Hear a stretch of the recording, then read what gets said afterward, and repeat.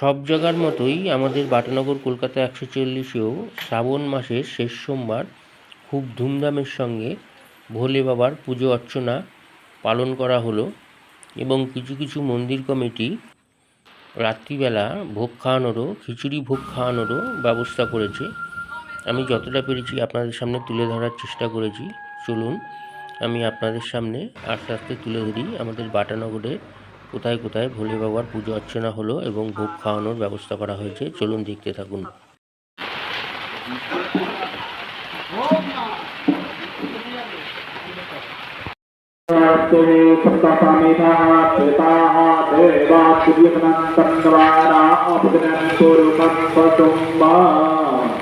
ताम्बूलं समर्पयामि शान्तसदाशिवाय नमः।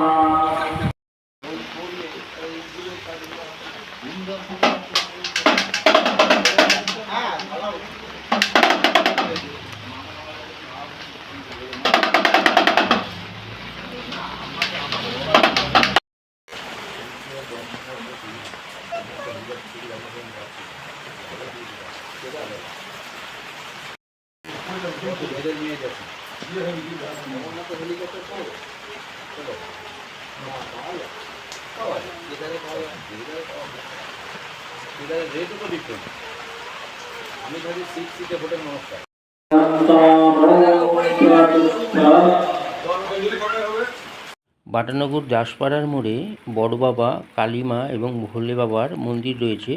সেখানেও সকাল থেকে ভোলে বাবার পুজো অর্চনা শুরু হয়েছে এবং রাত্রিবেলা এখানে ভোগ খাওয়ানোরও ব্যবস্থা করা হয়েছে। দেখুন এখন পুজো পাঠের কাজ চলছে, রাত্রিবেলা ভোগ খাওয়ানো হবে। চলুন আমি দেখাই, দেখতে থাকুন আপনারা। বাটানগর দাসপাড়া সারদাপল্লীর মোড় আমরা সবাই ক্লাব সকাল থেকেই ভোলে বাবার পুজো অর্চনায় ব্যস্ত ছিল এবং রাত্রিবেলায় খিচুড়ি ভোগ এবং লাবড়ার তরকারি সকল ভক্তদেরকে দেওয়ার কাজ শুরু করেছে। শুধু শালপাতায় করে নয়, কোনো ভক্ত যদি বাড়ি থেকে কোনো কন্টেনার বা কোনো কিছু নিয়ে আসে তাহলে তাকে সেই কন্টেনারে ভর্তি করেই খিচুড়ি এবং লাবড়ার তরকারি দেওয়া হচ্ছে।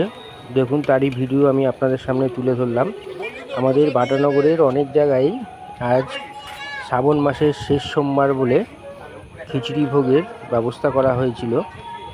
যেহেতু সকাল থেকেই বৃষ্টির ওয়েদার, সেই জন্য আমি আর তেমন ভিডিও করতে যেতে পারিনি।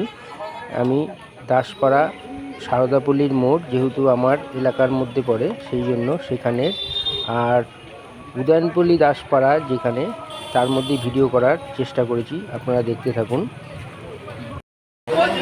এই দাসপাড়া বড় বাবার মন্দির, মা কালী, এই ভোলে বাবার মন্দিরে কাল খিচুড়ি প্রসাদ হবে। আজ বৃষ্টির জন্য ওনারা স্থগিত করেছে।